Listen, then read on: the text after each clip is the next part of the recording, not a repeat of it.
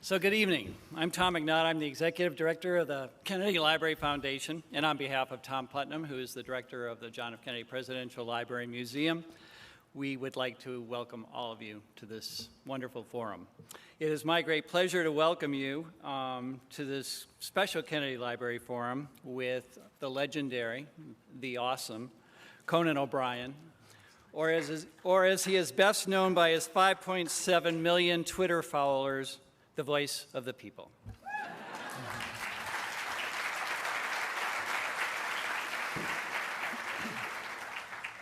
Now, there are many similarities between Conan O'Brien and President Kennedy. Both grew up in large Irish Catholic families in Brookline, Massachusetts, and both spent much of their youth goofing off while somehow still managing to get into Harvard. Not only did Conan manage to get into Harvard, he graduated magna cum laude with a degree in U.S. history and literature. And at the same time, he served as editor of the Harvard Lampoon for 2 years in a row. As great a comedic genius in his writing as he is in person, Conan wrote for Saturday Night Live and The Simpsons before going on to host Late Night with Conan O'Brien, The Tonight Show, and now Conan, which you can follow weeknights at 11 p.m. on TBS. People ask me why I named the show Conan, he said. I did it so I'd be harder to replace. We are so very proud that Conan O'Brien serves as a member of the Kennedy Library Foundation's Board of Directors. How that came to pass was his friendship with Caroline Kennedy. Caroline tells us that the more time she spent with Conan, the more she came to appreciate not only his keen sense of humor, but his deep interest in history, and in particular, presidential history. These interests ultimately convinced her that Conan would accept her invitation to join the board of directors. She knew that anyone who has busts of Abraham Lincoln and Teddy Roosevelt in his office, a Dwight Eisenhower mug on his talk show desk, and photographs of her father hanging on the walls of his home would be an easy sell. Our moderator tonight is Wesley Morris, a film critic at the Boston Globe and recipient of this year's prestigious Pulitzer Prize for Criticism, a body of work which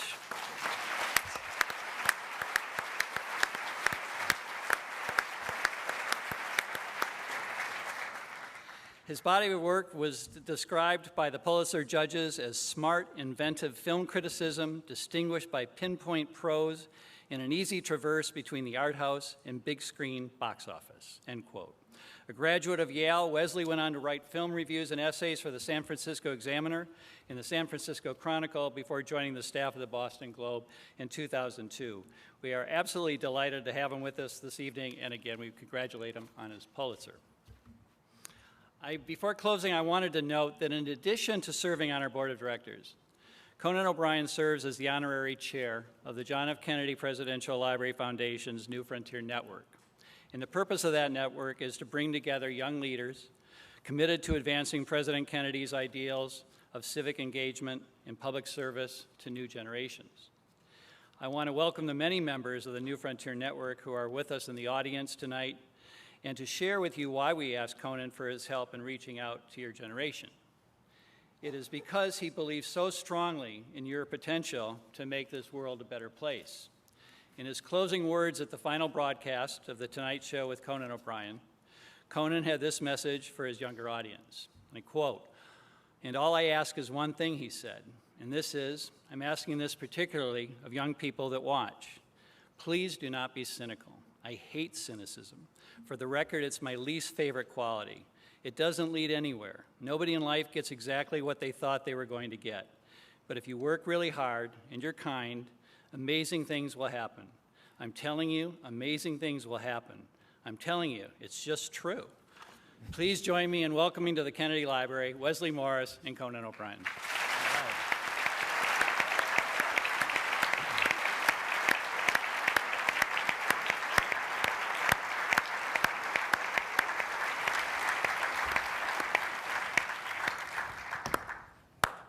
Hi.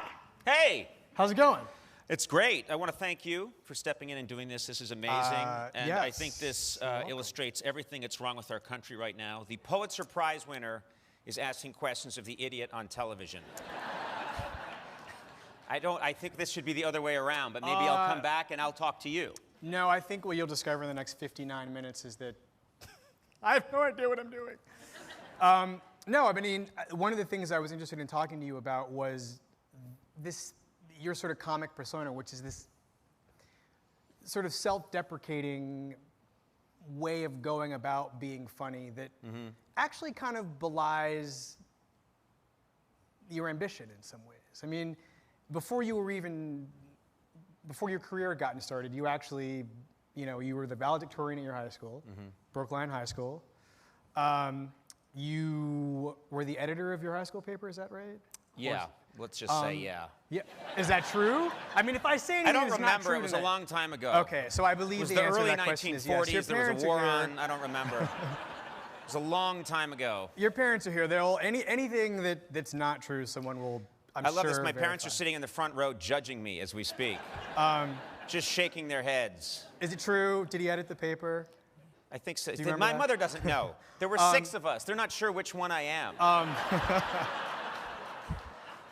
It was a kind of chaotic It's a Wonderful Life house with the things, everyone running around, and so they don't remember. They're a terrible authority on what I did when and who exactly I am. But I have a lot of people ask me about the self-deprecating thing over the years, and a lot of people say almost like it's an act. And I say, no, my people come by this very honestly. Right. We really do. It's not an act. And I think your personality is formed at a very young age. I mean, your core personality. I mean, scientists will claim that it's by the age of 2 or 3, but easily by the time you're 15 years old, you have established who you are, or 90% of what your core personality is going to be is all downloaded. And I was not an impressive person at all. If I am at all now, certainly 15 was not the time to take the core sample. So, I was a very skinny, gangly kid. I had acne. I had this giant mop of hair I still don't know what to do with. I had an odd name, which is my father's fault. And I didn't know where I really fit into the scheme of things. So being self-deprecating was a defense mechanism, and I came by it honestly. Sure. Then later on, you achieve these things, and you're still working. To this day, I'm working from the personality of a 15-year-old who's 6'4" and 111 pounds, and who can't seem to get eye contact with any woman in the United States. And Conan, so that's all. I'll give you some. Just go like that. Just go like that? I've tried that. I've crouched down. It's not the same. But it's tough. I really believe that this part of my personality is very real, and whatever happens to me in life is not going to change it at this point. Well, I think that's the thing that people respond to, though, right? I mean, that it seems genuine. I thought it was my good looks. Wow. That's number 2. An indication that was wrong. No, I think people, a long time ago, when I first got the late night job, and this is now hard to believe, it's almost 20 years ago, but when I first got that late night show, nobody knew who I was, and everybody was saying, who is this guy? And there were a lot of people saying, they were calling up my friends, they were calling up roommates, people who had known me. I mean, they didn't really even have a picture of me, the media. Right. They called my college roommate, Eric Reif, and they said, tell us about this guy. Who is he? And he said, the one thing I'll tell you about him is that he doesn't like to be funny at people. He likes to be funny with people. He likes to join with them and make something funny happen. And I think that's the core of what I do on my show, and what I've liked to do over time is make a funny situation happen with somebody else. And I don't know if that's coming from the family I come from, or a big family, but I like to make things happen with people. It's sort of a communal thing, as opposed to I'm not comfortable sitting next to someone and just, shooting a laser beam at them of comedy and maybe making them the victim. It makes me uncomfortable. Right, well, because then you kind of have to get out of that situation, too. Just go to commercial. Yeah. That's how all the other ones do it. But yeah, and it's not even really a moral choice. It's what do you, everybody in this room finds out at a certain point in their life what they're good at, what they're not good at. You arrive at that, and it's kind of a mystical experience. So I didn't choose. There are people who are brilliant at dissecting someone and taking them apart with their comedy. I'm not very good at that. That's not what I do. Right. I'd love to say it was a moral choice. I don't even think it's a moral choice. This is just what I do. But when did you figure that out, though? I mean, because first of all, I mean, I don't know if everybody knows this. There's some other impressive things about you that seem to have nothing to do with your comedy, like the fact that you wrote your senior thesis on children in Faulkner and O'Connor. Is that? Yeah. It's a thesis that I worked really hard on this thesis there was the history and literature major, and you need to write a thesis your senior year, and it comes time, and I wrote this thesis, and it's the most pretentious title you've ever heard. It's Literary Progeria in the works of William Faulkner and Flannery O'Connor. And I wrote this thing, and it's like 90 pages long, and it's about the prematurely aged child in Southern literature as a metaphor for the South, which knew defeat in a country that had never known defeat. Yeah, right. People are filing out the back. People are jumping into the ocean and swimming away. No, dude, there's an agent calling your phone right now. That's a book. That's a book. That's a movie. But I wrote this thesis and then flash forward to this tour I did 2 years ago, and I'm living the rock and roll lifestyle. We get all these great guest stars, and I'm playing 5,000-seat houses, and we're sold out across the country, and we're flying around, and we're on a bus, and it's like a rock show. And after the show, people would hold up T-shirts to sign, and sign my arm, and sign this, and sign that. And I'd come off this show, and someone said, "I've got your thesis!" Sign your thesis! And I just had this amazing flash from working away on one of the earliest word processors in 1984, which looked like kids today wouldn't believe it, but it looked like it was like a phone booth. And it had a keyboard attached to it, and you'd type away, and you had to keep putting quarters in it. It was in the Mather House. It was in a room at Mather House. This is all true. And an alarm would go off, so you'd be starting to get an idea, and you'd hear like, you put more quarters in it, and I wrote this thesis, and the idea of that misery, and then knowing that sometimes later, like an 18-year-old girl would be handing me my thesis after a rock show was, well, she was older than that. 19. Easy. But yeah, I don't know how that got started on that. You brought it up. I brought up the thesis. I had a flashback. Yeah. It's a great idea, and I think that what we were talking about, this idea that you are, not as smart as you. The thing is that you don't seem as smart as you actually are, and you.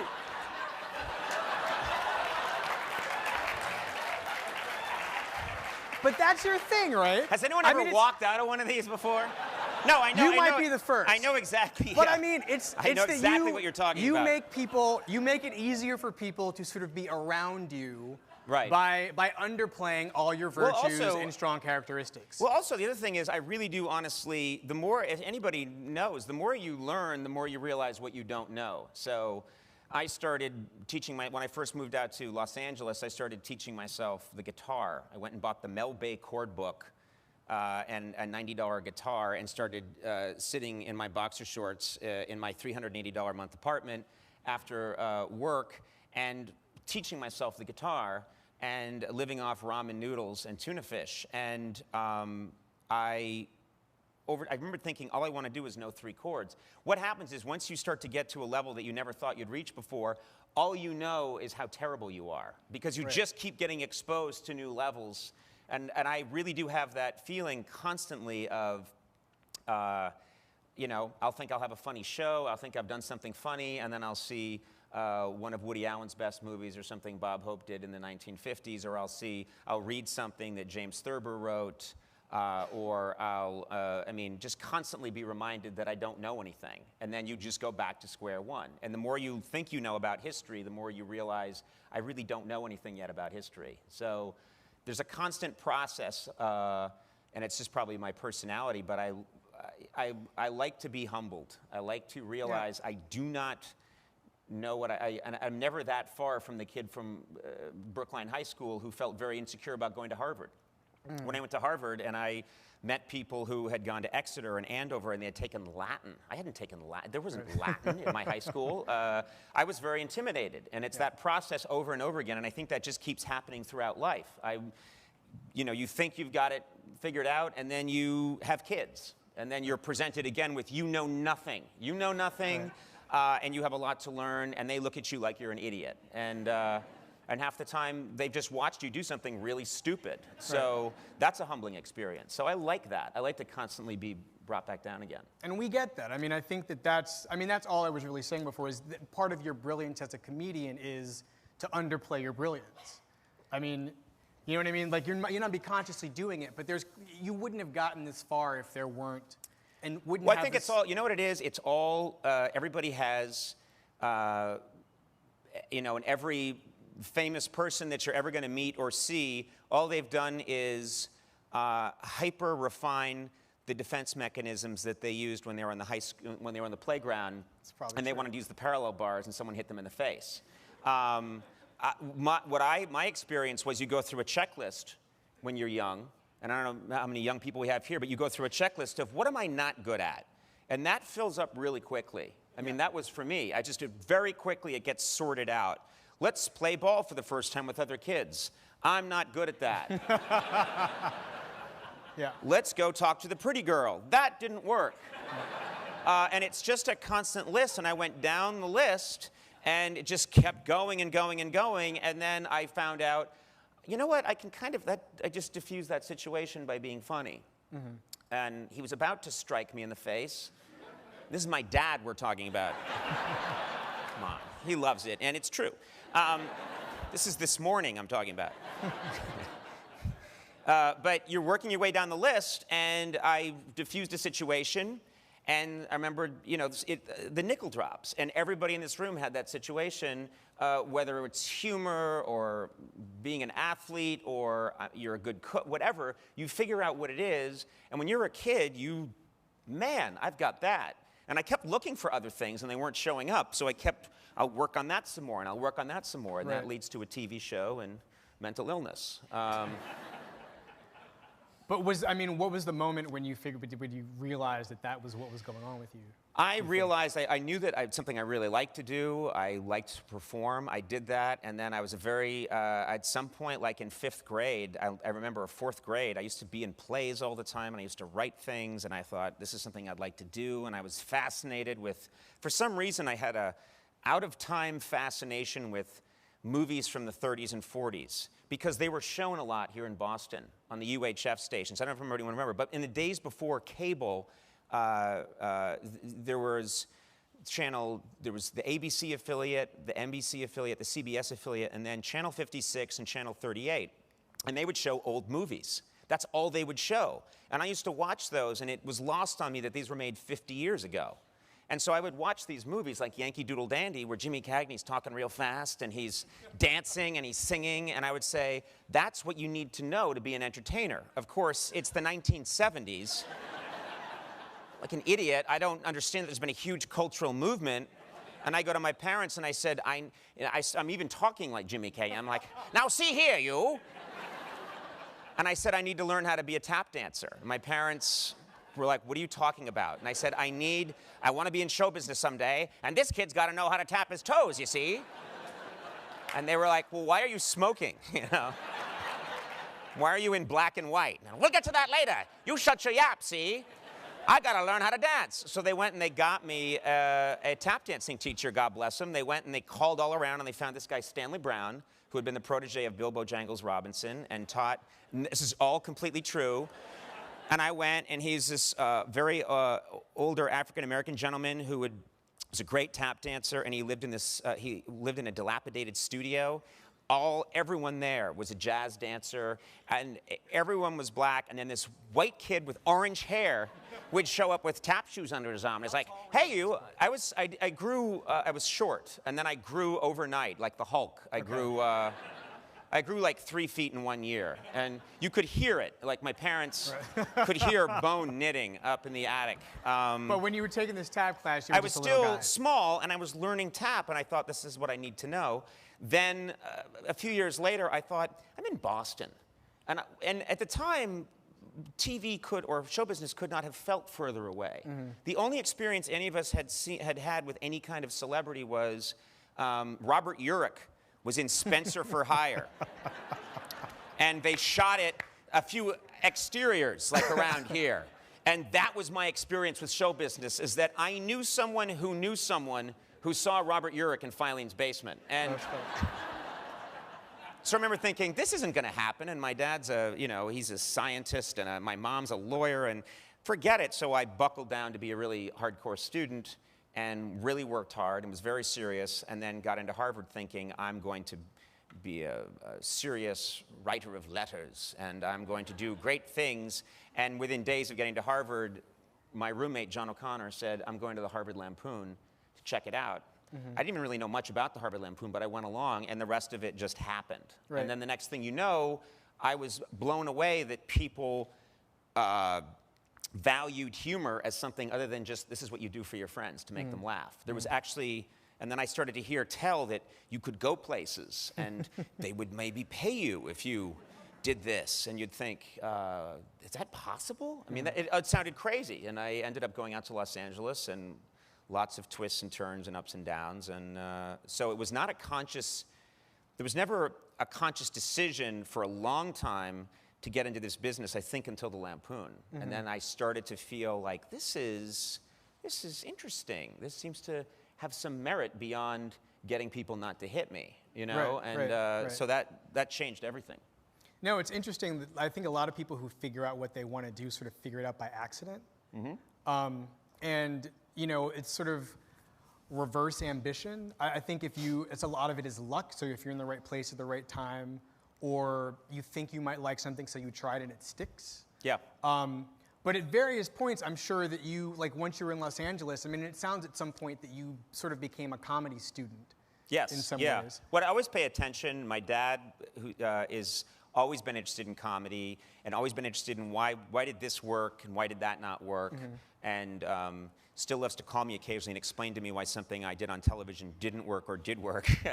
But he had an ear for it and an eye for it, and I adopted the same thing, which is we just both love to watch Johnny Carson. A lot of people in my family love to watch him, and my dad was a real loved late night television, and the movies, the Peter Sellers Pink Panther movies, and just so wildly different stuff. But the movie Sleeper, Woody Allen, we would all appreciate the same moments. So you don't even realize you're a student of these things. Your passion takes you this way. It's not, if there's one theme you could maybe take away from tonight, I think very little of this is decision. I think a lot of it is passion, and you have very little control over that. You as an individual, you just find yourself being drawn certain ways, and you keep refining that and working at it. And I think I've always said I'm very unimpressed by talent, and by that I mean I have many people over the years say, my kid's going to be great. He's got a lot of talent. And I think I do nothing but meet people with lots of talent. It's what you do with it. There's a lot of talent out there. There's a lot of talent in Los Angeles, New York. There's a lot of talent throughout the country. And you can see this all the time in sports. People have an incredible amount of talent. And how many times have you heard the story that the person with the most natural talent disappears, and it was the person who was largely ignored? Hard work, there is no substitute for it. And that's the thing I'm always telling young people and interns that work on the show, that's the bad news, is that they have found no substitute for working really hard. I worked my ass off when I was a kid and in my 20s and 30s, and I still work really hard, and I think there is no substitute for it. And I think that is the good news and the bad news. I mean, I have no idea if they someday invent a talent meter that tells you how much natural talent you were born with. I'd be afraid to go near it.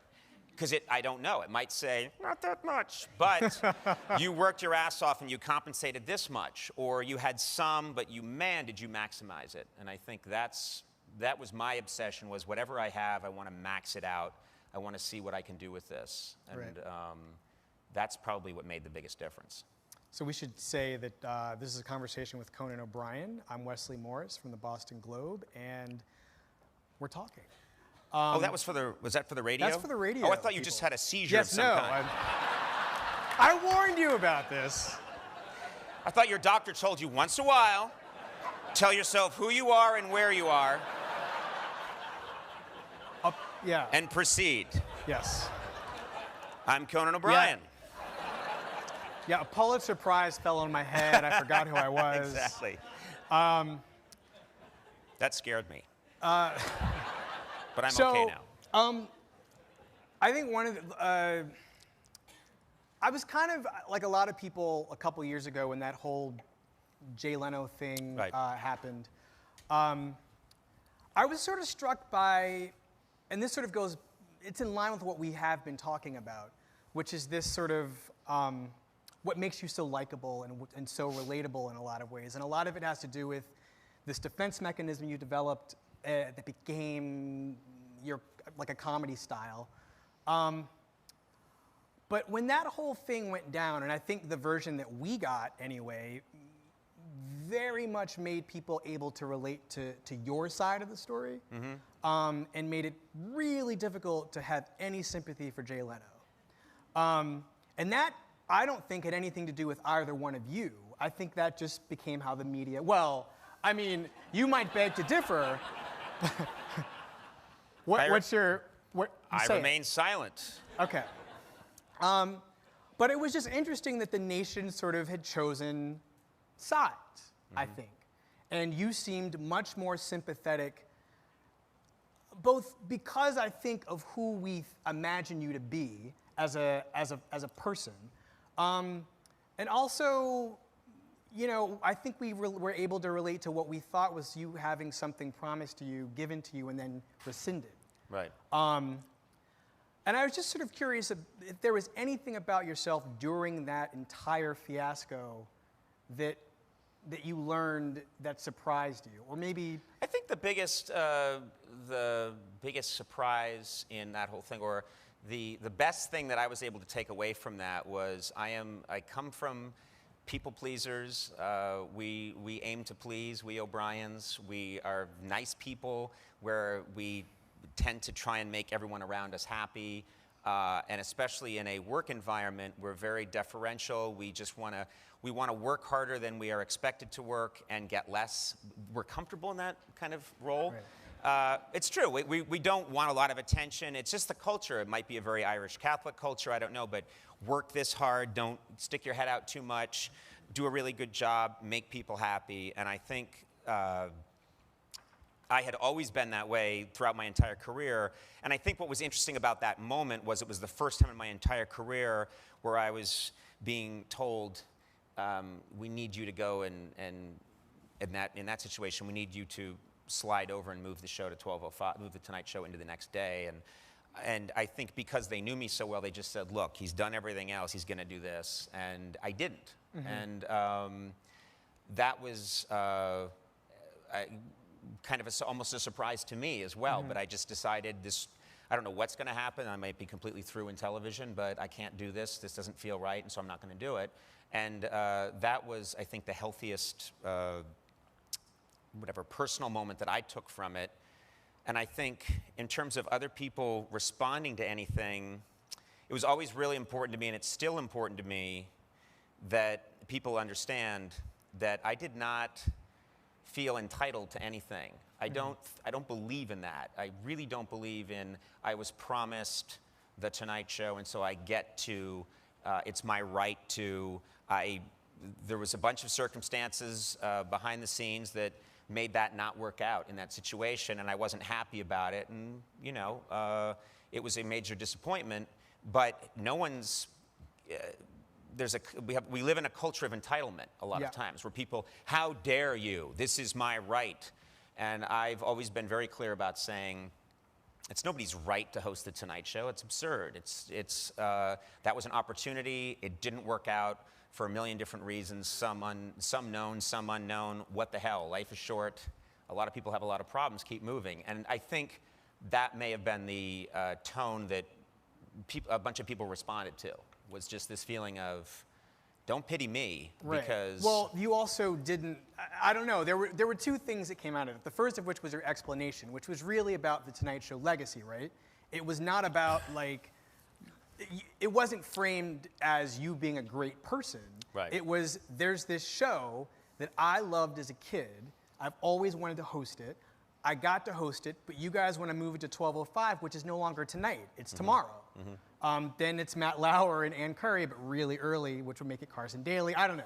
Right. But it's not the thing that you want it to do. And so it really ultimately became about the institution of the Right. Tonight Show. Right. Which was also sort of charming and a really, it's a really good case to be made for that. And then there's the embargo, right? Which happened, and that was the thing that you meant to turn into great comedy, which was the thing where you couldn't be on television. Right, for a period more of or time, less, yeah. right. Which sort of made people mad and sympathetic to you. Can you talk about the process to sort of exploit that? It was, that again, end? it's all the best things are accidents. We finished Right. the last Tonight Show, and at the spur of the moment, we ended up doing a live jam. I said those final words, and then I went over to the performance area, and I jammed with Will Ferrell, his very pregnant wife, who gave birth a few hours later. And then these amazing guitarists, Beck, and we had ZZ Top, and it was this fantastic jam band, and we sang Freebird, and it was just this very silly, jubilant Viking funeral for the show, which felt like it's my tone, it's silly, it's an up note, it's not a down note, and it's saying this is absurd and funny, and we get a minute left of this Tonight Show, let's really have fun with it.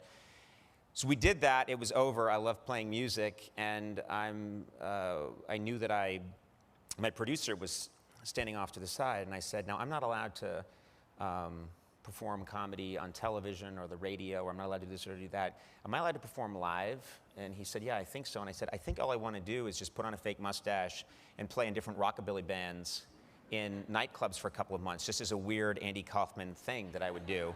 And so he said, "Sure, whatever. That's pathetic."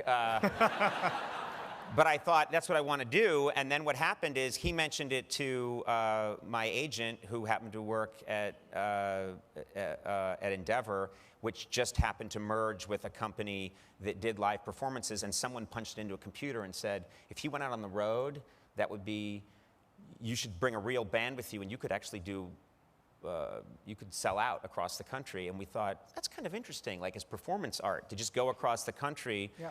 And my whole career has been, take you back to that kid who's trying to tap dance in 1978. I've always been out of time. I've always been trying to get back to vaudeville. I've always wanted to be a vaudevillian. And so this was my chance to actually tour vaudeville theaters across the country and do a song and dance and comedy review. And so I did it, and there was a whole grassroots movement behind it. And we thought, we have to keep this pure, and we had some offers from big corporations we'll help underwrite this, but you have to let us have corporate ticket sales for a day first. And we said, we can't do it. Right. Can we just have the money? Turns out that's not the way it works. But we ended up, like American Express ended up saying, we get it, that's cool, we're all right, we just want to help. And it was great. And that was one of the best, that might be the single best, most interesting, fascinating time of my life creatively. And it was all an accident. It was just one thing following another, and the next thing you know, I'm, playing with Eddie Vedder in front of 5,000 people, and thinking, how did any of this happen? He's from Pearl Jam, people. Sorry, this didn't go well. I just looked at it as a sea of, what is this Vedder you speak of? Tell us more. But did you feel free? Were you scared? Did you know? Yeah, I'm always scared. I think it's good to be scared. Yeah. Unfortunately, that's what I tell my child when she's crying at night. It's good to be scared. Can't we narrate? That's going to be a great memoir. They're already medicated, but yeah, no, I believe in I believe in being scared. I think the minute especially if you're not. Whenever anybody, I don't know if you as a writer, you run into people who tell you how much they love writing, and they I just love writing. I don't know who those people are. And I think I don't want to read what you write. Yeah. I have no interest. It can't be good. Whenever someone tells me that, just the act of being out in front of people and performing is exhilarating. The preparation and the before part is not, and I think that should never change. So I think it's good to be scared. I think it's good to be. I think it's good to be doubting yourself. I think it's good to constantly be holding things up to the light and saying, "Is this any good? Does this work?" And unfortunately, it's also good to fail, which is very hard to explain in this culture, to people. Wow. You just exposed yourself as person over there in rags. Finally! Uh-oh! Well, no, but that actually it's true. So I wanted to sort of initially I wanted to start by talking about this because we're in the JFK Library, but I mean, right. I guess it's as good a time as any to talk about it now, which is something that I had read that you talked to my colleague Mark Shanahan maybe yesterday, and one of the things you discussed with him was this sort of Irish pride that you have, and growing up in the sort of JFK era, or right. around that time, and how that family sort of, how you lived in a household that had the full Irish American experience. Yeah.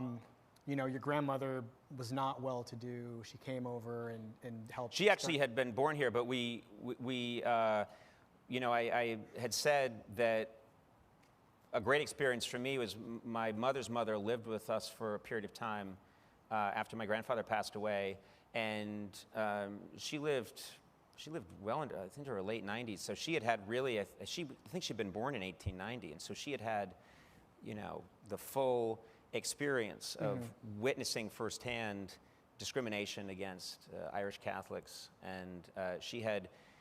When you think about someone who's born at that time, you think about what that generation saw.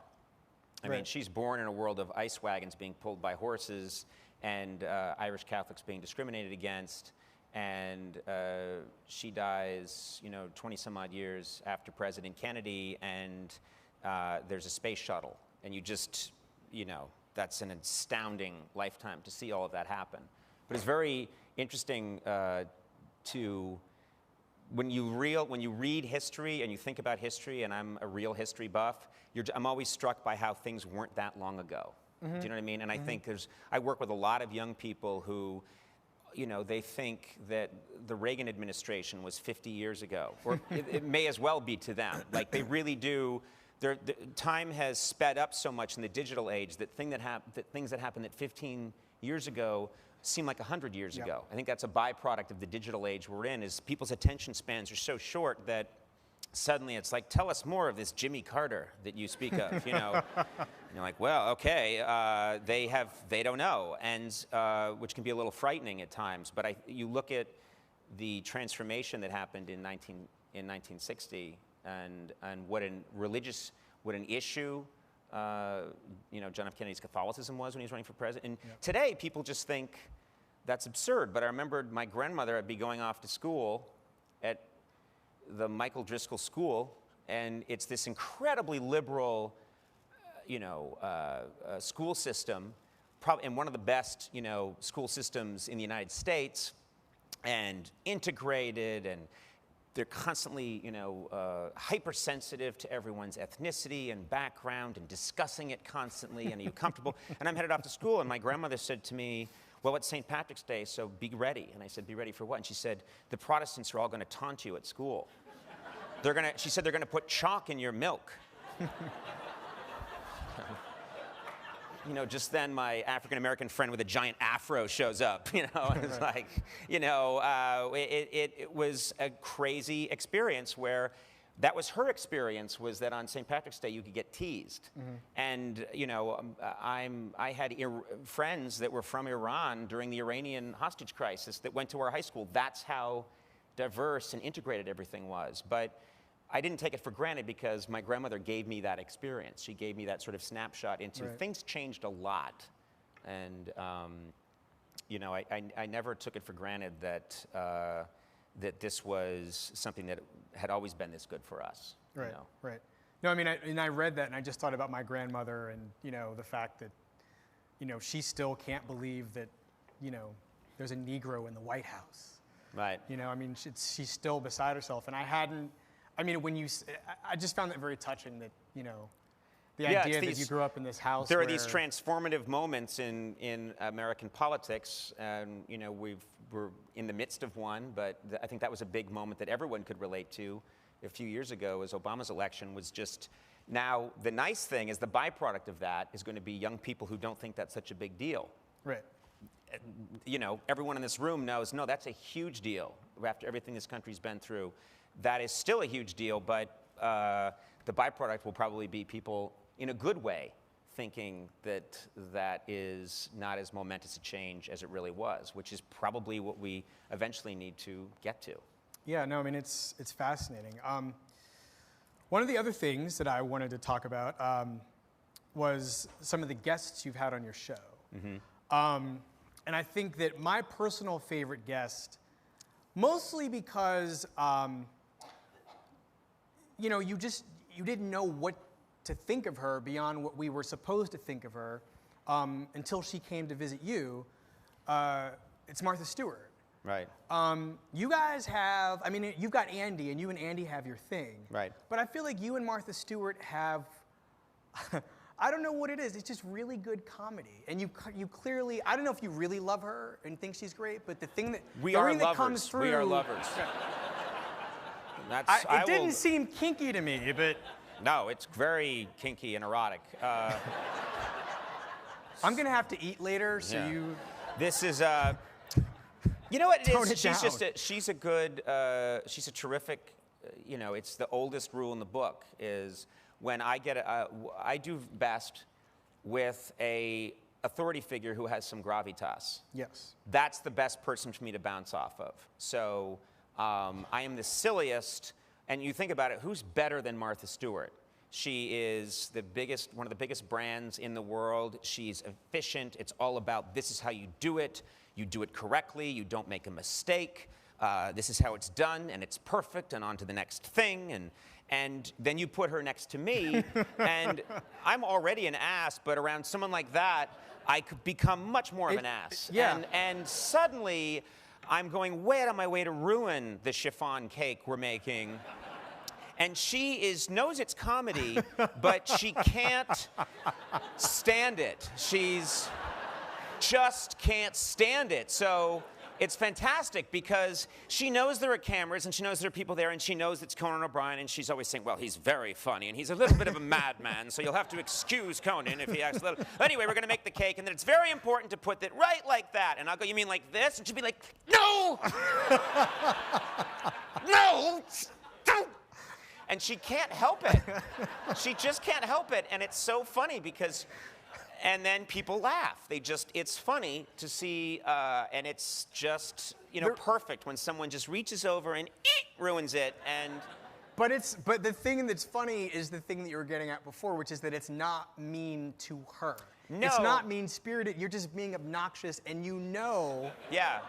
Yeah, you no, know it's that true. how long until Martha detonates? Yeah. In this segment. Well, there was a segment we did for the old late night show where she's taking me through her place in Connecticut, which is where she makes all the food and Turkey Hill. Yeah, exactly. It's just, but this, you've never seen anything like it. I mean, no offense, Mom, but it's an amazing kitchen. There's just everything is perfect. And at one point, she's showing me all of these spoons in a drawer, and they're all perfectly laid out. And she said, and it's important, I have a system, and I can feel my hands trembling. I can't help it. And she's like, these are the soup spoons, and they're S, so they're here. And these are the teaspoons, but it's a T, so we put them here, and that's number 1, and number 5 goes here. And I just reached over and I went,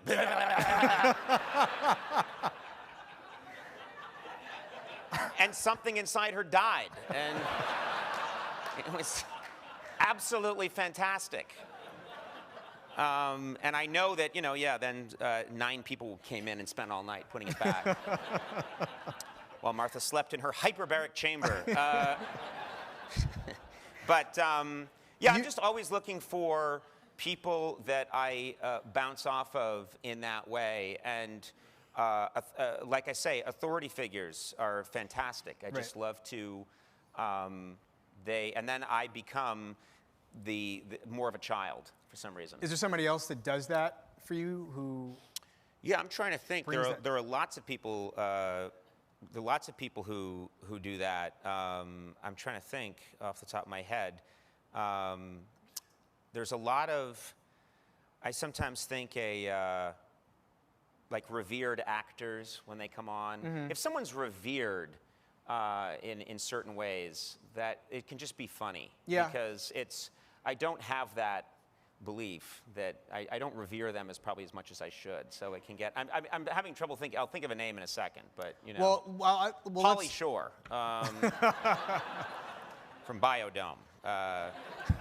Just a legend. Revered, yes. Yeah, revered. Is there a difference in being on TBS versus being on NBC for you in terms of maybe how free you feel or how? Yeah, definitely. I think there's a. Because I noticed, as a viewer, I noticed a difference. Yeah, there's definitely there was a lot transformative. What I went through was transformative in a lot of ways. I think one of the other things was it was a reality check on. I'm just very grateful to have a television show, and so I come to it. If you work in television for a long time, especially in comedy, you start to get a lot of clicks on the odometer, you can start to feel. It sounds crazy, but you can start to feel like I've got to go in and do that today, and that just builds up over time, like just gunk builds up in an engine. If you're burning long enough and fast enough and hard enough, you start to build up this. It's almost very natural to build up. I've got to go do that. And I think that starts to creep into your life a little bit. And plus, over time, you can start to feel like this institutional weight of things. And I think going through everything I went through just made me realize I really love doing this, and I'm getting to do it. And I think there's a lot of joy that I get to come back to a place of, I get to do this. I'm really lucky to get to do it. I don't know how much longer I get to do it, but let's really have fun and try everything we can think of. Do you think it's all clicking now? I mean, not that it wasn't previously, but do you think that? I think it just does feel like we went from being, when you're in a big network institutional system, it can feel like the boat turns more slowly, and we went to a little cigarette boat that zips around and pirouettes, and I think with the social media, everything we've done, we're much more agile. We're able to be much more agile than we used to be able to be. I think we're able to respond more to the way the media culture exists now, and so that's all very liberating. It's really fun. So I'm never someone who will tell you it's all clicking, because I've always have that. It could be better. Sure. Let's just push and push, and we're almost. That's the thing that I'm always repeating at my show is we're getting there. We're getting there, and they all just laugh at me now because they know they'll come and visit me in a home when I'm in my 90s, and I'll be like, we're getting there, And they know that that's just my mantra, is that we're getting there, but we're never there. Do you get to watch the other guys? I don't find that helpful to me. Right. And it's also the last thing I want to do when I come home. Sure. And as I mentioned, I am a history buff. I know Robert Caro was just here. This is how much of a geek I am. I got when I heard that Robert Caro's book had been finished but not published yet, I made all these back channel calls. Other people were trying to get into the Playboy Mansion. I made all these calls to get like an editor's draft of Robert Caro's book, and it came, with like just in this big tablet, and I read it, under the covers, like it was porn. And For some people, it is porn. It is, So, but it is for me, so I love that. And when I come home, I like to watch, a Frontline piece, or I like to watch a documentary. I like to watch something that's the complete opposite of what I do for a living. That's what recharges my batteries, is watching, the Tsar's empire crumble in, 1917. That's what. And my wife is I always come home and she says, hey, I've got a 30 Rock saved up. Let's watch it. It takes place in 30 Rockefeller Center about an NBC show. And I'm like, the PSTD Yeah, kicks that's in. not how I want to spend my time relaxing. I want to see, World War II. There are all these channels now that feed my addiction. I want to watch there's a a lot of long them. documentary about Johnson or whoever. I just want to. I want to learn more about American history. That's sort of my hobby. And, I guess this is sort of a fairly reductive question, but do you wish that there were ways that you could integrate those two things more actively? Maybe, or do you like keeping them discreet? I kind of like, keeping them discreet. Every now and then I get to do something interesting. A few years ago, I was asked to speak alongside an academic about Lincoln's humor. I had done all this reading about Lincoln's speeches and trying to explain what it is that made Lincoln so funny. And so I agreed to do this event. And then they said, okay. And I said, where are we going to perform this? They said, it's in Washington. And I said, that's great. And then they told me it's at Ford's Theater. And I got creeped out. And then I thought, I guess, it's a theater. So we did it there. And it actually ended up being a great evening of just talking about trying to bring his comedy to life, Lincoln's humor to life. And what was it about his writing and his sense of humor that I thought was actually kind of modernist and of our time rather than of his time. And so we ended up talking about that, and it was really fun. And I got access to, getting through the back door of some museums and looking at some documents. And I thought, okay, that's great. Other than that, I like to leave it to the professionals. There are people that I'm aware that I'm an amateur, and I like to read, and I like to read history, but there are people that really know this stuff, and they should be up talking to people. Right. And, every now and then it just informs my comedy a little bit, but that's about it. But one of the things as a person who sort of watches something like movies, for instance, professionally, and you wish that, you get a lot of movies about history, but you get very few movies now where the people making it have some perspective, like, on the history, actually, that's funny. Right. There are very few good satires, very few good farces. Those are all on TV now. Right. And I feel like, your sensibility might lend itself. We every now and then with we some do structure. Yeah, it finds its way into the show, and we have certain obsessions. But for the most part, I don't consciously try to do that,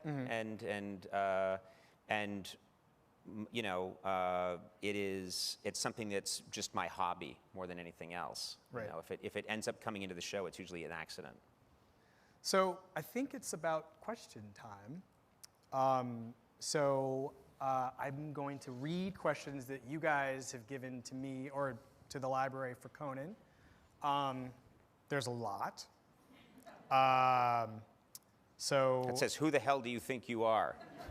Well, if that's one of the questions, then I don't know. Who what do you think you are? Let's see. I can't read that one. Sorry. Okay, how about this one? I grew up watching your show for years and love your sense of funny and comedic timing! ! Have you ever considered doing a movie or a sitcom? No. I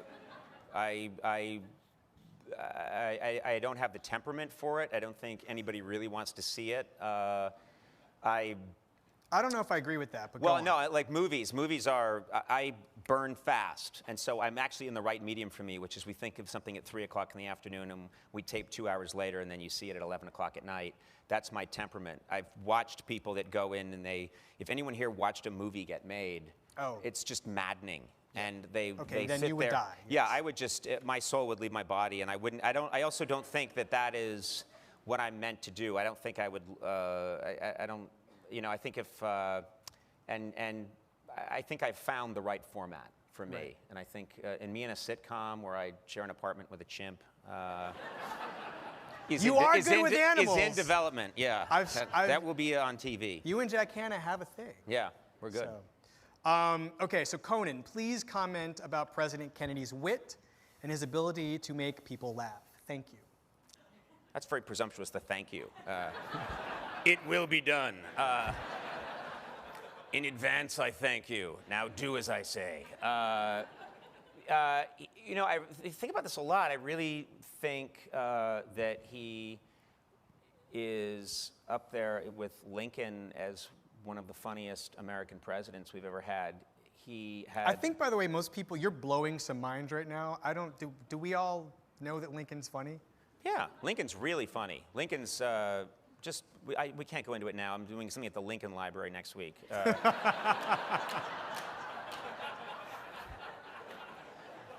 haven't got a lot of time here. I think Kennedy is truly one of the most naturally funny presidents that we've had, and we have not had a lot. It's not something, we do not tend to elect funny people. And I think now we have a media-savvy culture, so presidents are getting better at coming across as funny when they need to, but I don't think it comes from a natural place. Mm-hmm. I think everything I know about John F. Kennedy is that he was naturally quite funny throughout his life, but he also experienced a lot of problems, in his youth with his health, and he had to develop. You talk about a defense mechanism. I think he almost died many times as a young man of different diseases and different ailments, and he was very sick, and that was something that he learned at a very young age to. I always thought that probably sharpened his sense of irony, his sense that he had been in World War II. He had kind of experienced firsthand how screwed up things can be in the military and in the Navy, and I think he learned his ironic sense of humor. It came by him naturally, but he also developed it through experiencing a lot of these hardships, and it made him see the world, I think, he had an ironic, amused, and some thought almost like detached wit about how screwy the world can be, which I think is invaluable as a president, as an American president. I don't ever get the sense that he took himself that seriously in a good way. He was immune to that a little bit in a way that I think some American presidents haven't been. He was able to be a little detached from that and see everything as being somewhat humorous or twisted. Right. Then there's the opposite, where everything is kind of funny with some presidents. In what way? I'm thinking of a specific person who, whatever. We'll just move on to the next question, because then it just turns into a different conversation. You mean unintentionally funny? Yes. Okay, we'll leave it alone. So, what are your views on the intersection, this is a related topic, or question, what are your views on the intersection of comedy and politics? Is The Daily Show good for the country? Oh, it's great. I think The Daily Show and Colbert, those guys are extremely talented and you had a little thing, funny. A little mock thing with them. I had a mock feud with them during the writers' strike, where we all ended up beating each other up. And they're extremely good and very good for the country because they're intelligent. And whenever someone's intelligent is doing comedy that's popular, I believe that that's good for the country. So I think, and what Colbert's doing right now with the super PACs, I think is brilliant. And he's such a fun person to watch. The times I've gotten together with him, he almost feels like, he could have been another brother in my family. He's very physically funny and silly and would have fit right in. So I think it's very good for the country. Everyone's got a different strength. I've always gone in sort of this more, some critics have liked to say almost like a Dada streak. Like I like to comment on politics, but it's not comedically, but it is not my lifeblood. It's not in my bone marrow. I think we do it, and I do it when it strikes me as funny, but we also do a lot of comedy that is very silly and doesn't really have much to do with anything, Right. and probably is of no benefit to this country. And I've always said to people, if you're getting a message from my show, you're wrong. There's no message to my comedy. We're here to amuse. Okay, that's fair.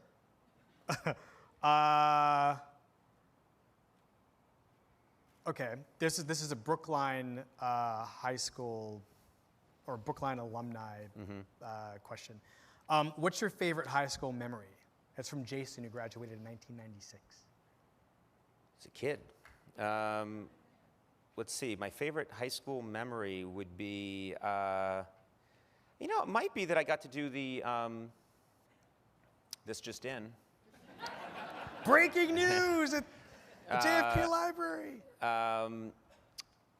Yeah, I got to be in this school talent show my senior year. I got to MC it, and my co-MC was the school's janitor, and and I don't remember even how that happened, but that was my introduction to show business, was MCing this senior show, and I have an old black and white photograph of it where we're doing what looks to be, I have no memory of it, but it looks to be the lamest routine in the history of show business, where the janitor had this big beard, and I'm made up to look like a ventriloquist dummy, and I'm sitting on his lap, and we're doing a bit that looks absolutely dreadful. So I remember that being just a big moment for me. Who is the best comic we don't know about, and why aren't they famous yet?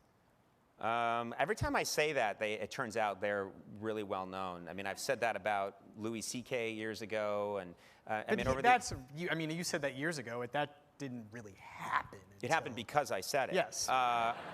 Welcome to Delusion Theater. I'm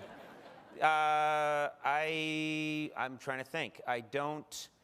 Or who are some people you like? Pete Holmes is really great, right, Sona? Pete Holmes is someone that we're working with right now. He was a very talented comedian who people don't. I think he's starting to become well known. He's a very good comic, so I would put Pete Holmes in that category. I'll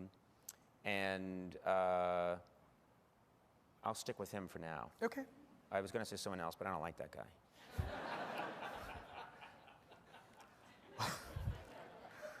Poor guy. Nah, he'll be fine. He'll do very well. Let's see, I should actually remove the ones that I've asked, because It looks like there's one word per. Right, you should see some of these. Like that's a. Oh my God, that's a short story. That's a proclamation of some kind. Yeah. What is your opinion of the homogenization of network television to, quote, play to the Midwest/Middle America, unquote? That's from Mary Ellen Walsh from Weymouth. Oh, I don't really think that's the case these days. I think that there's, television, in a way you could say it used to be more homogenous because there was only 3 networks. So I think it's less homogenous now. I think there's so much on television. Right. There's so much variety. There's so much, and there's so many people playing to certain niches that I think it's the least homogenous television's ever been.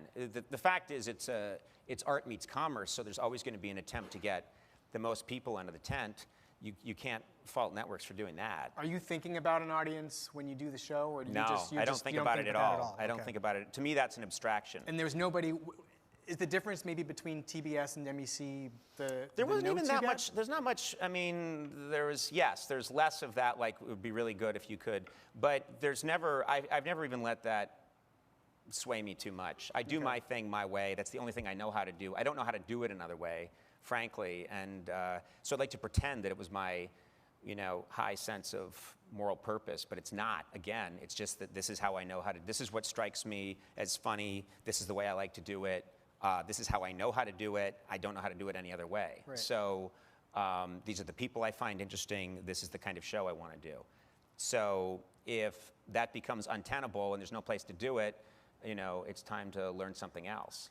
But you also don't strike me as necessarily a sort of czar-like figure. I mean, if I disagreed with you about the direction a particular segment or something was going, I'd crush you. I'd have you okay, crush you like a bug. No, but I mean, you'd be open to the possibility that... Yeah, Right. yeah, I like to collaborate, but I'm also going to be honest that I am, I have some people that work with me here. I'm strong-willed, and when I see things a certain way, and I think it's the right way to do it, it's all I can do to just, and people are saying dissenting things. When I see things a certain way, I become a little like Stalin in my economic policies. I believe in collectivizing grain. Other than that, I'm quite kind. Okay. So we have time to sort of take some questions from people who've left them on Twitter. If somebody could... Oh, my God. There's a screen that's coming down. Look out. I wasn't told about this. This is like something in a James Bond lair that they would... All right. Oh, thank you. That's terrific. So, I mean, how about you pick some of these, actually? You can't... The first one I can see is, what do you see as a celeb's role in political activism? Prolific like Clooney, reserved, or something in between? From Kevin Slane at Case Lane. Oh, sorry. And there's his photo that he's chosen to... You guys can't see the photo. Oh, you can't see the photo. He's having a great time. He's having a great time in this photo. He's just coming off the slopes, and he's high, and it's all good. I think he's wearing a colander. He thinks he skied, but he didn't ski. Right. I'm not a big believer. This, contrary to why I'm, being here, I'm not someone who is comfortable being a big activist, or someone who I've never felt like I was elected to anything, and so I'm always, for myself, a little wary of that. I actually, as a fan of 19th century history, I know that back in the 19th century, actors and comedians, we were treated as like second-class citizens, and I think we should go back to that time. I really do sometimes think we've elevated, we're asking Khloe Kardashian about the euro, and...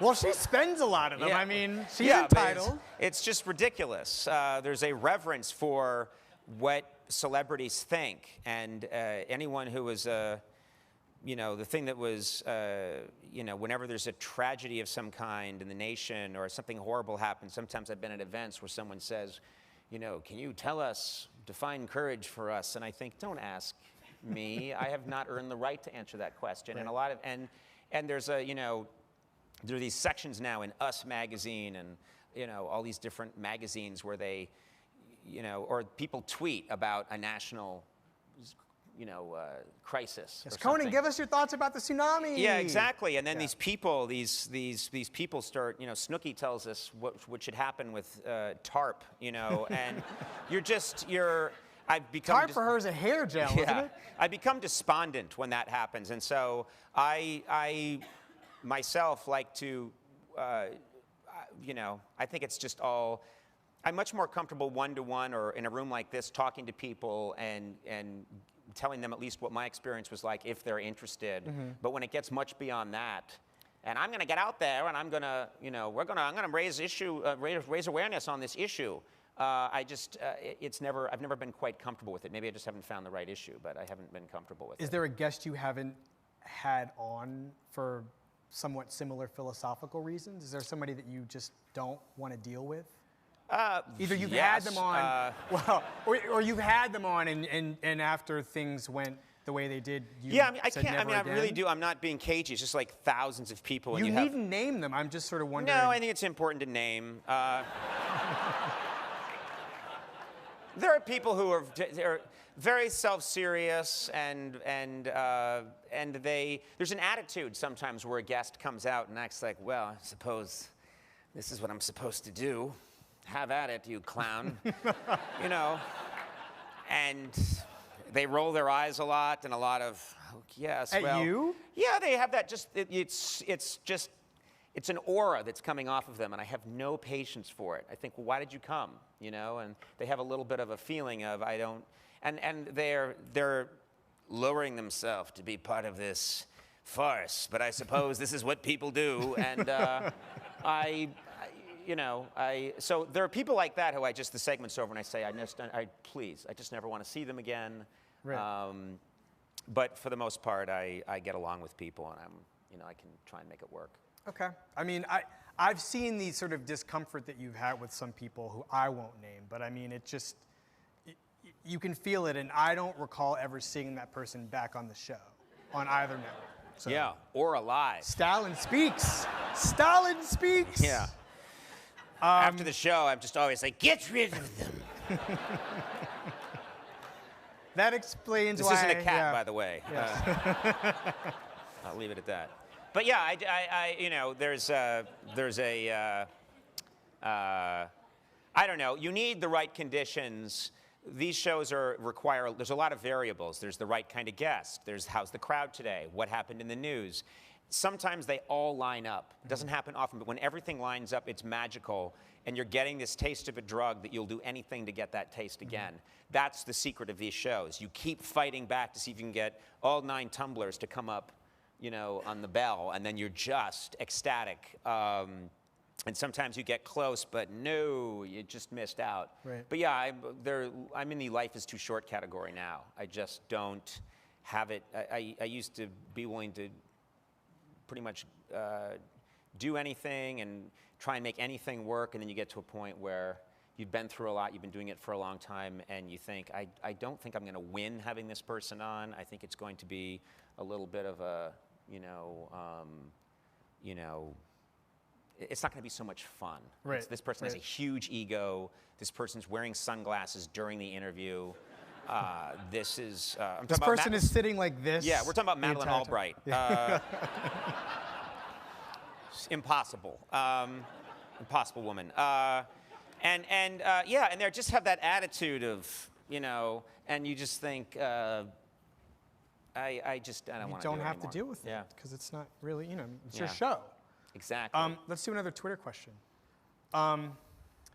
This is somewhat related to what you had mentioned earlier. Comedy aside, how would you convince the youth of today, I'm rewriting it, to not be cynical about politics? I think that relates a little bit to, I think cynicism comes a lot from people thinking they have no voice. So you retreat to cynicism when you think nothing's going to change if I get involved. And the whole thing's rigged. And I think that was, going back to really the reason that we're here, that I think President Kennedy was so brilliant at, is I think, you look at the political landscape leading up to his presidency, and really the biggest change overnight was that he very much inspired people. And people talk a lot about it now, and it's become so famous. It's been talked about so much that it can almost start to sound trite. But at the time, I do think that his wit and his ability to inspire young people was something that was markedly different. I mean, he's coming out of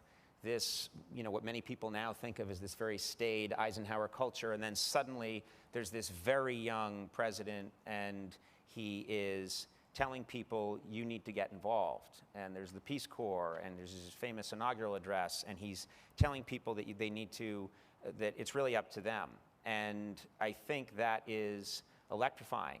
And so I think the biggest way for people not to be cynical is to convince them, which is true, that being involved actually does make a difference, that people can, look at the world we have now where, Mark Zuckerberg changed our culture.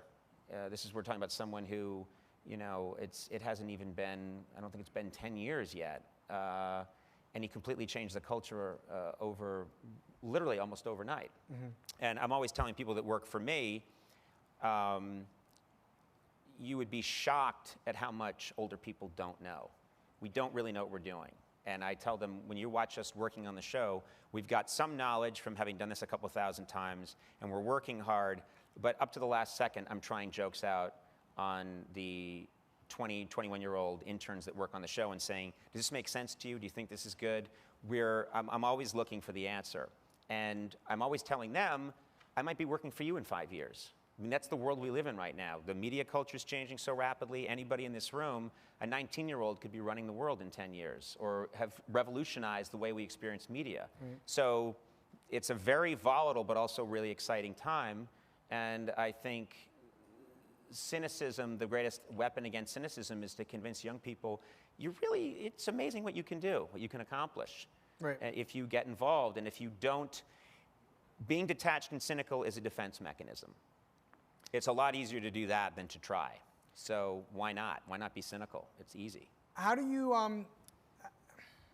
you have this really amazing connection to young people. I mean, I remember being really excited when your NBC show started. I was a freshman, and it was this thing that we all had to go see what this guy Conan O'Brien was going to be like. And you know, it started in college for me, and you know, I continued to watch the show. You know, it's a gateway drug. Yeah. To nighttime television. That's how we designed it. Yeah. But you have managed to be sort of the young person's late night person, and a lot of people support you. A lot of young people are sort of, you know, huge fans of yours. They support you in ways that you know, you don't see people supporting Letterman. You also were somewhat scandal free. You know, so far. Yes. Yes, don't do anything to screw that up. But I mean, I think that... Oh, it happened. You just don't know about it. There's some journalists in this room who will dig that up, so... but I mean, I think it's a really... the power that you have with young people and the sort of relationship that you have. A lot of it, I mean, part of it is social media, but I mean, Right. it existed before there was Twitter. Yeah, I think the thing a lot of people respond to, which again is I'm not trying to sell anybody anything in a way. I don't. I think there's a sense of, I've always been very clear, this is who I am, these are the flaws, that didn't go so well. In the show, if something doesn't work, I'm the first one on the show to tell you it didn't work. Right. And maybe to go on at length about how it didn't work. There's not an attempt to convince people and market to them. I think young people are extremely sensitive to being marketed to or conned or sold on something. They're they've always been intelligent. They're hyper intelligent about someone older than them trying to convince them of something. So rule number one is just be yourself. And that's actually the first thing when I got the late night show, and I bring them up now because they just did this great documentary about Johnny Carson, but one of the first people I talked to was Johnny Carson, and he said, just be yourself. He said, it's the only way it can work. He didn't say it would work, because he's being honest. He didn't know me. He thought you might be yourself and it would be terrible.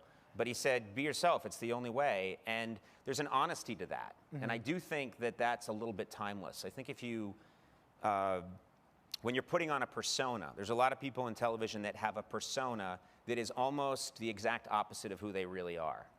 And again, I'm not going to name names, but there are people that are just pushing on you this idea that they're really happy and they're great and they're super nice, and they're not.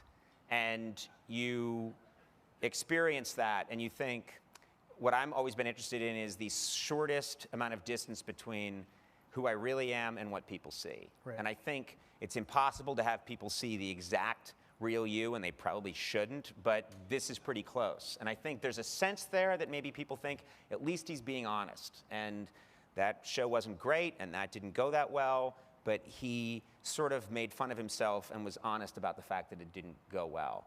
And everything that happened 2 years ago, whatever anybody thought of it, it was honest. This is what happened, and this is how I reacted day to day to day, and this is where I went. And I think there's a reaction to that. So I think there's something about not trying to project something fake to people.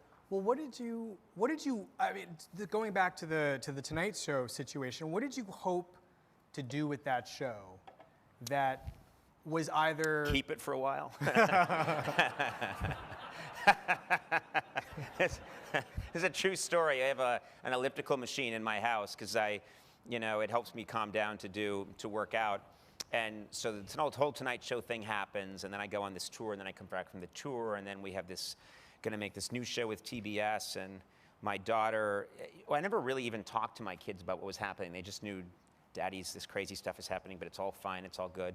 And I'm working out on my little elliptical machine, and my daughter, Nev, who at the time was 7, wandered into my room, and I'm on my elliptical machine, and I'm going to start the TBS show in about 3 weeks.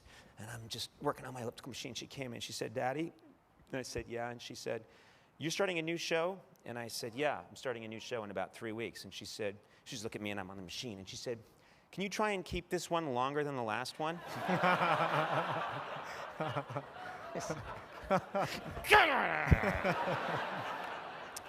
So she's getting her allowance back in 9 years. But it's just this great, honest moment where it was like, yeah, I'm going to really try. So, like I say, all TV shows, even if you've been doing them forever, are a work in progress. So, you know, you get a show, you start, you have your problems, you start working through them, and I always thought, well, you know, I won't really know because it was a process that was interrupted, but we'll do it here. We'll do it at TBS, so we'll find it here. Okay. I don't know. Oh, wait. Yeah, so the screen does move. How important do you think your social media team has been to your success? It's been huge. I have great people. I found social media as a necessity. I was not, I'm kind of a Luddite. I'm not good with... Do you remember the day someone walked up to you and said, Oh, I remembered exactly what happened.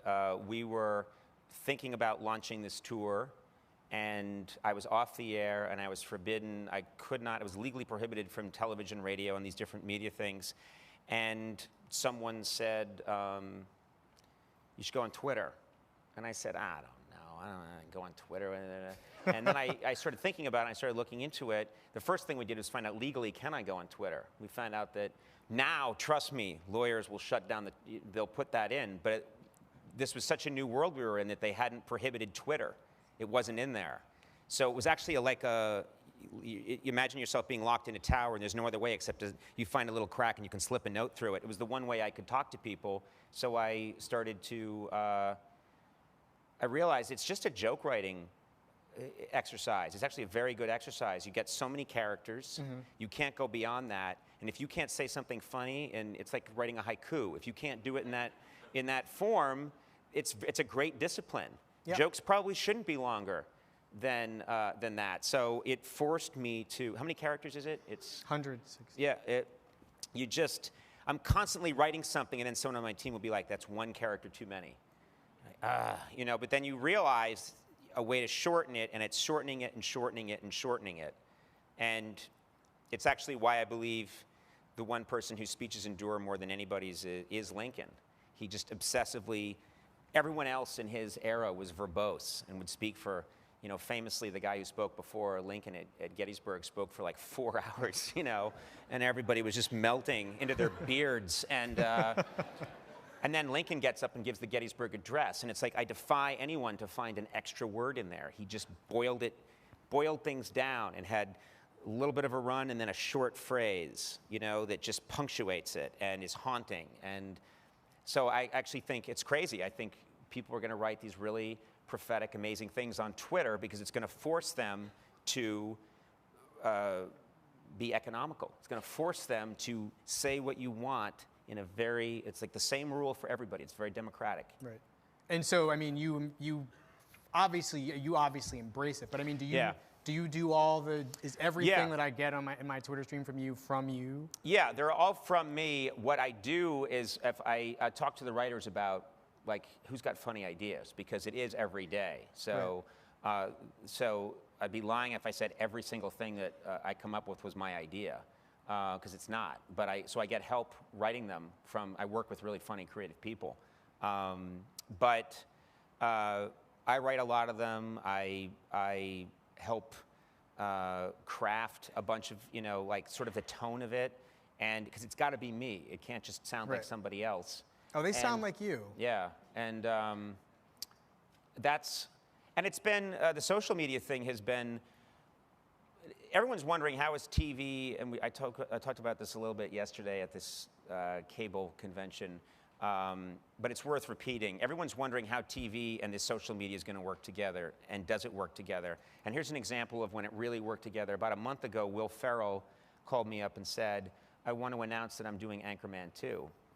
Can I come on your show as Ron Burgundy and interrupt the show and announce that I'm making a new movie? And I said no. I said that would be fantastic. So we worked it out, and then we decided old school television is you don't give anything away. You say, tune into Conan for your special surprise at 11. That's not the way the media works anymore. Right. It has completely changed. So what we did was we put together these pictures of me with Will / as Ron Burgundy, and we tweeted to the 5-point-something million people that we have and put on Facebook for all the people we have there that, look who is coming to my show tonight, and it's me with Ron Burgundy. We started to drive this huge wave of interest through social media that came back around and created a wave that gave us the highest rating that we had had at that point for like a year on the Conan show, which then generates more interest on the social network. So it is like it's a biosphere where everything's working together. It doesn't happen that often, but I got a glimpse. I thought I had a quick glimpse of this is the future, that everyone's on social media, and that's maybe driving them to an event over here. They see that creates a number of viewers for that show, but then that feeds into other social media sites. Well, can I tell you the downside of that? Yeah. There was so much Ron Burgundy-ness during that period. I thought Ron Burgundy had died.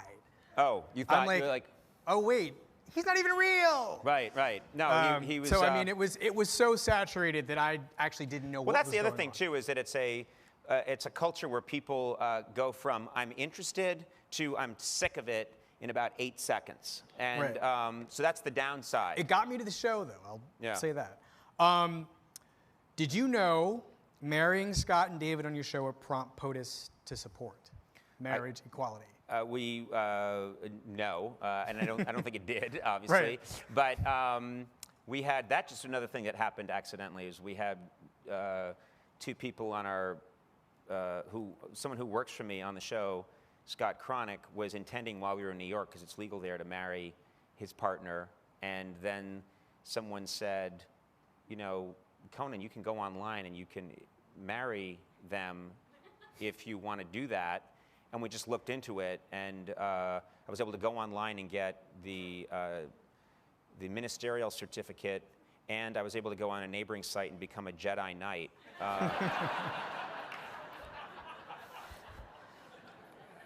And got like a dental degree. I mean, I was just, it's scary. In about 20 minutes, I was the most learned man in the world.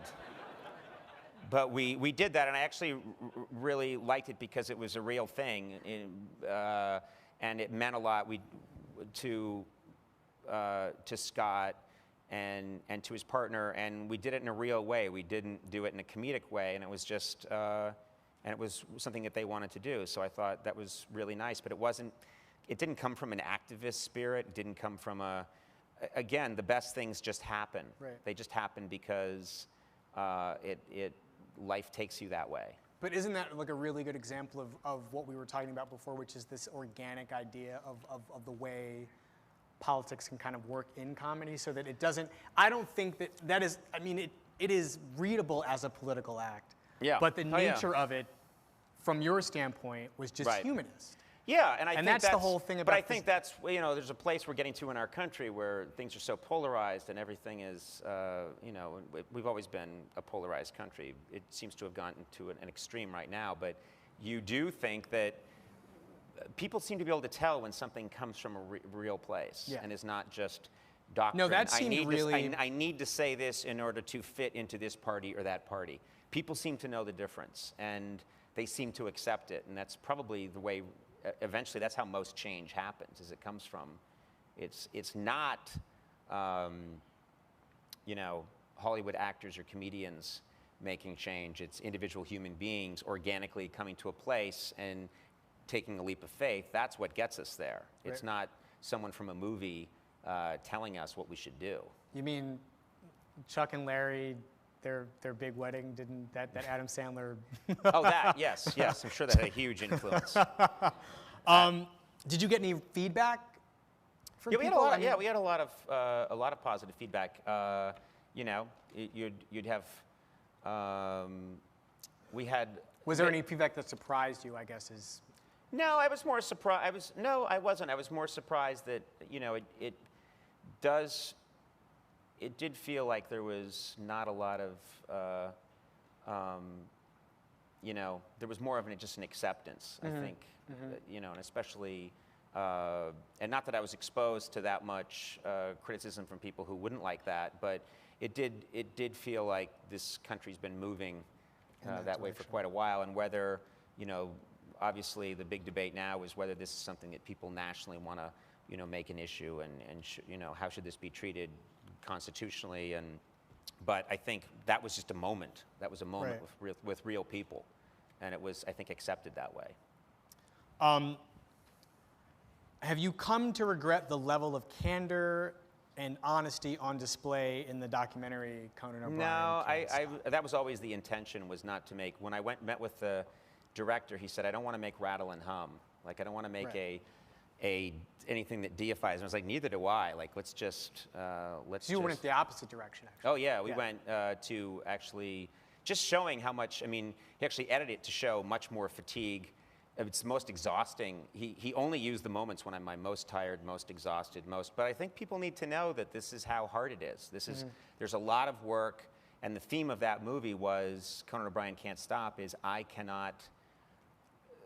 am constantly pushing myself, and then complaining to people around me that I'm being pushed too hard. And then when people around me say, well, do you want to stop? I snap at them and say, how dare you suggest I stop? So you get a nice insight. They should study it. Psychiatrists should study it.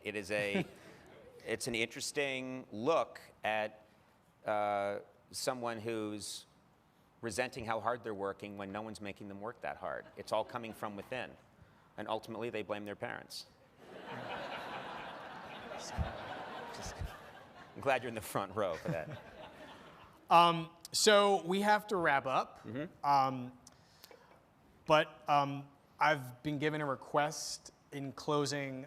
You sort of did it a little bit earlier, but someone wants you to do your JFK impersonation. Oh, it's funny. It's funny. It's really not a JFK impression. I used to do, when I worked on The Simpsons, there's a Mayor Quimby, who's clearly a Kennedy. And I noticed that whenever I would go into that on the show, I'll tell a joke, and when it does particularly well, and the crowd's cheering, I just start to go like, we can do better, and we'll do better, and they start cheering more, and it became this thing, and I think there was a whole generation that thought that it came from me doing Mayor Quimby, which was a Simpsons thing. Right. And it always worked on the tour, and it was something that just morphed out of, there was a very, very silly piece that I did on stage years ago called, where I played Ted Kennedy as a baby. And I did this in my 20s, and literally the lights would come up on stage, and it was the silliest, dumbest thing ever, but I'd be wearing a diaper and a bonnet on my back, and I'd be going, dip, dip, dip, dip, dip, dip. And dip, dip, dip, dip. Dip, dip, dip, dip, dip, dip, dip, dip, dip. And then I'd stop for a second and everyone would wait, and then I'd go, dip, dip, dip, dip. And it was so ridiculous, and you just got me uninvited here. Carolyn's gonna, what did he close with? You don't want to know. You don't want to know. Yeah. Dip, dip, dip, dip. But it's just silly. It's just there's Yeah. Well, thank you guys for coming. Thank you, Conan, for. Thanks for coming out, everybody. Thank you for doing this. Thanks. Of course. Great job.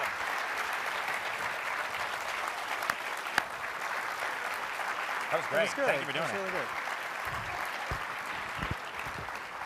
So I think they're going to take you that way. Go that way? Yeah. Okay. And then. Bye, everybody.